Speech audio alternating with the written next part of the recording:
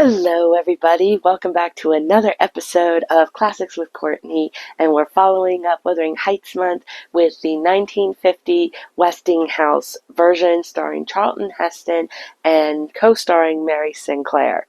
I'm very sorry that this video came out a day later. I have been getting over a cold, so if I sound congested, I'm very sorry, but thank you so much for your patience. So let's go ahead and get started with this version of Wuthering Heights.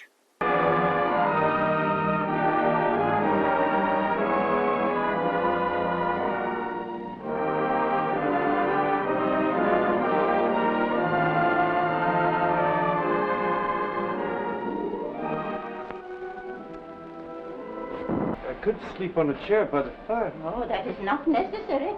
It would be certain death for you. But come quickly before the master returns. That's Una O'Connor, I believe, playing the part of Nellie. She's one of my favorites when it comes to supporting actors. I loved her in The Bride of Frankenstein, The Invisible Man, The Adventures of Robin Hood, Christmas in Connecticut. She's just an all-around favorite of mine. I just love her so much.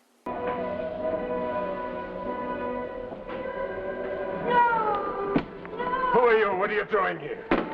I was on my way to Thrushcross Grange. The storm was Did rising. you hear a cry out? Don't you know this window's never closed? No, I didn't know. You think my Kathy wandering no more? Come in, Kathy! Kathy, come in! My heart's darling, hear me this time. Come to me once more, Kathy. Okay, so he definitely doesn't have the same style, I guess, lack of a better word, as far as acting is concerned, between him and Laurence Olivier. But I actually kind of think he does okay here, so far. I will also say that I cannot help but notice how young he looks here. And it would only be 6 years later he would do the Ten Commandments, and then after that, Ben-Hur.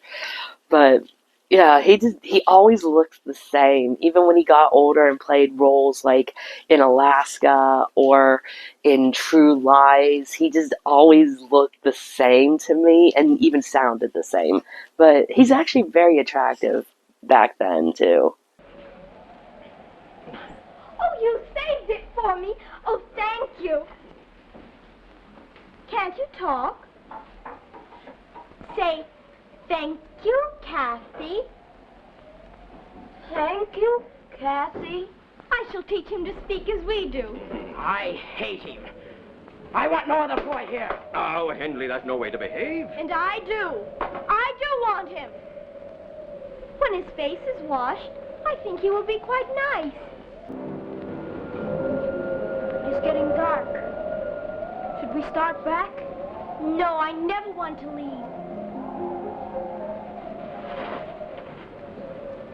Down below, it's ugly with Hindleys lying and cursing at you, and no one understanding you. They have not seen you here. The wind across your face looking... Where are you looking? What are you trying to see, Heathcliff? Even far off across the moors, I see nothing but you. We belong here above the moors, and as long as we both shall live, this will be our place. Yes. The sun is going down. Oh, stay a moment longer. The sun's going down. We should be starting home. Come on. Kathy, stay a minute longer. Yes, 'tis little we have to go home to tonight, isn't it? Yes. It's getting darker, Kathy. Not the sun going down, but in our hearts. We know...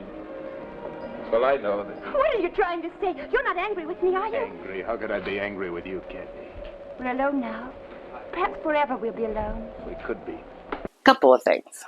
One, I love the relationship between young Heathcliff and Kathy. I think the little actors that did the roles did a really good job, and I really thought they were perfect in their roles. And I also love the transition between them holding hands when they're kids to them being adults holding hands. I think that's really sweet. Number 2, I love the dress that Kathy wears. I would totally wear that dress. Ah! Kathy, what is it? Oh, my ankle. Can't you stand on it? No, it hurts dreadfully. Carry it. You cannot. It's 5 miles to the heights. Now, there must be someplace closer. The Grange is just there in the valley. No, I'll never ask a favor of those Lintons. They're haughty and proud. They don't need sons. Well, they take you in. What does that matter what they say to me? No, I can... Oh! Go to the Grange. Well, that's a switch. Both in the book and in the early adaptation, we see Kathy is interested in the Lintons. I guess they did this in this version to kind of make Kathy more likable, I guess. I don't know. It's not a bad change per se, it's just different. Also, can we talk about that whole twisted ankle thing? That was just so awkward. Okay. This room is so beautiful. I'm glad you like it. I'm afraid you're going to see a lot of it. Why? That's a bad sprain. It'll be some time before you can walk again. Oh, no. I shall try to make the time pass for you. You're what we need here at the Grange. We've been too cut off from things, I'm afraid. Are you always so kind to strangers? We see very few strangers. And none so lovely as you. Lovely? No one's ever said that to me before. Oh, I am glad I'm here. So peaceful. You needn't have touched me. I shall be dirty if I like. Oh, Nellie! Nellie, he's asked me to marry him. I must give him an answer. What shall it be? Do you love him? Well, of course I do. Who could help it? Why? Well, he's handsome and young. Bad? Well, he's cheerful and pleasant to be with. Oh, worse. He's rich. Worst of all. Now, Kathy, darling, tell me how you love him. Well, I love him because he will make me happy. Oh. Because I will make him happy. And where is the obstacle? In my heart and in my soul, I know it is wrong. Why, Kathy? Why? It would be heaven to be married to Edgar. But I have no right to accept him. I belong to Heath Cliff. Yet it would degrade me to marry him.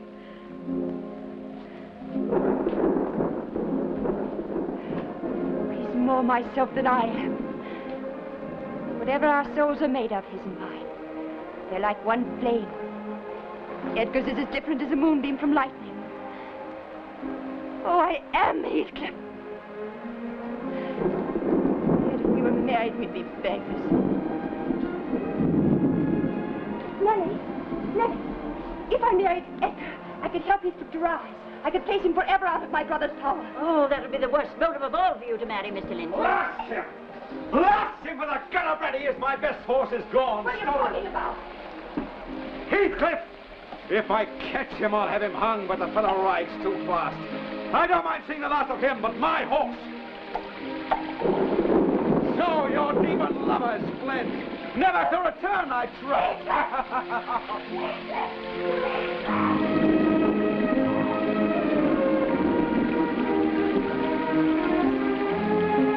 So despite this being a TV production, I am actually quite surprised how they actually stick to the dialogue from the book in this scene. Although, like I said, I do love the way the 1939 version does this whole scene. I will admit that this is actually pretty cool that they actually use the exact same dialogue, including the portion where she tells Nellie about marrying Linton in order to save Heathcliff from her brother Hindley. However, I will say both in the book and in any adaptation that uses that excuse, I've always thought was lame. Like, you're going to marry someone you don't love to save the person you do love, which ends up backfiring anyway because Heathcliff ends up doing that himself. So it's kind of like, what was even the point of using that as an excuse to marry someone that she didn't even love? I don't know. I've always thought that was a weird, lame excuse. Again, I'm looking at it from a woman in 2025. I don't know if that was something that they really thought about during that time period. So if I'm wrong, let me know. But I've just always thought that to be a very weak excuse. Now, there is something wrong. What is it? Oh, Miss Kathy, he's come back.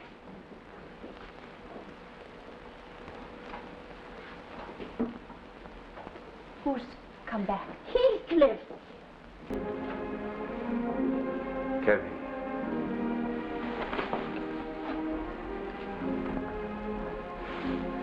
Oh, you do not deserve such a welcome. It was cruel of you to remain silent 3 years.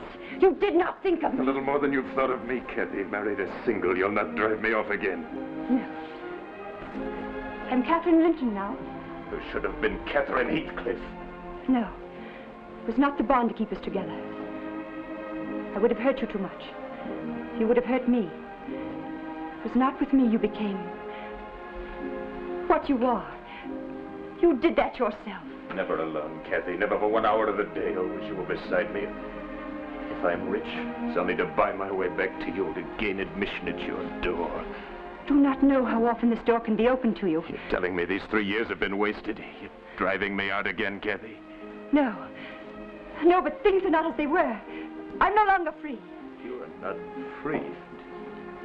Do you no longer walk the moors, Kathy? Feel the wind in your face and the rain against your body? No. I am broader. I don't believe it. Well, you must, for 'tis true. And you wish not to see me? No, no. But how? Where? I do not know. We'll find a way. What must I do? Wait? Yes, you must wait. I've waited So have I. 3 years, Kathy, Kathy. Yes, yes. Don't ask me to wait too long. It will not be long. But it is not here. It is not now. You must go. You're sending me away? Only for a little while. All right.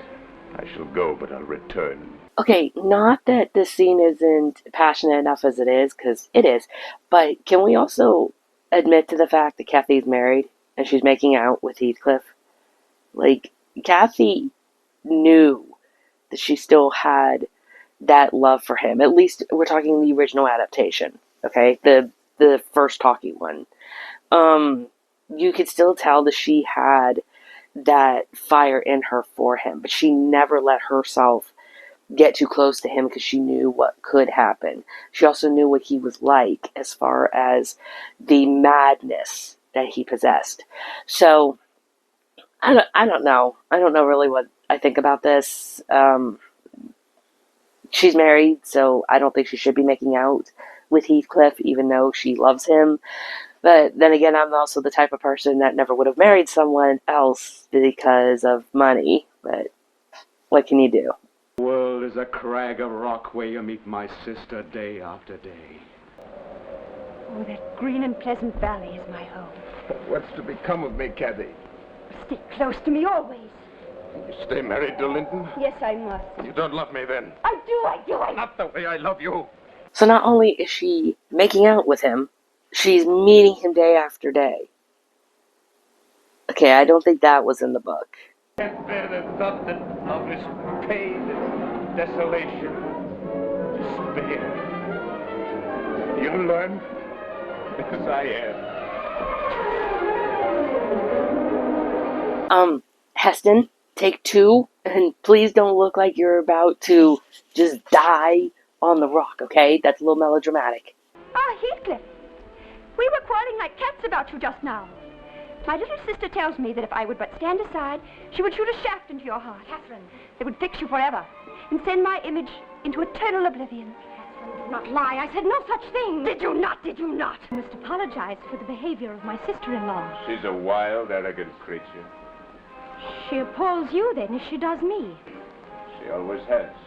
I thought it might be important. A letter, but it's 2 o'clock in the morning. Joseph just brought it. It's from Wuthering Heights. Give it to me. Oh, it's for Mr. Linton.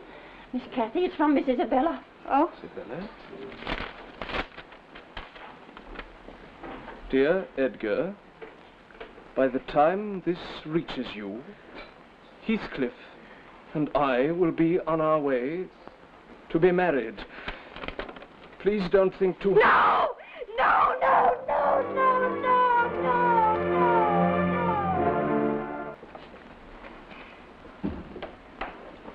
Miss for me to the Heights. Mr. Edgar has forbidden me ever to set foot. You must go. I ask it. I want you to see him with your own eyes. Come back and tell me how he is. Please, Kathy, dear. Ask it. It is probably the last fever. I will ask. How is she? She has small chance to live. What do you say? Much of it's due to you. She wants only to forget you. You lie. She is not herself. Ellie, I must see her. You must tell me when I may come. Never.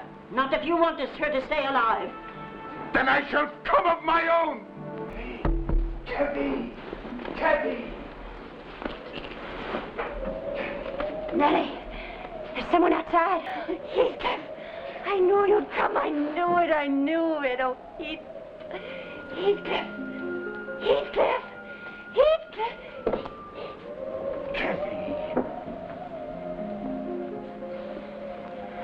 Oh, my life. How can I bear it? You've broken my heart. I've no pity for you, none. You know, as close as they are in the frame, I really hope they had breath mints. I loved you. And I lost you. Now you've lost me. There must be some place where we can be together. Ow! Well, why was she grabbing his face like that? It hurts me just by watching it. Peace. Peace who talks of peace. Kathy, may you wake in torment. Catherine Earnshaw, may you not rest as long as I am living. Haunt me, let your ghost be with me always. Let it drive me mad. Only don't leave me alone in this abyss where I cannot find you. Oh, God. Son of a woman. I cannot live without my love. I cannot live without my life. Hey, another dialogue from the book they kept. The whole, don't leave me in this abyss where I cannot find you, and oh God, it is unnutterable. Granted, the way Heston says it could have been a little bit more tragic, I guess, and less melodramatic, but I am glad that they included that line here, so that's pretty cool about this adaptation. The nights I've left the window open for you, why haven't you let me out after you? My darling, take pity on me. Tell me it's all over. I can rest my cheek against yours. We can be together at last, forever.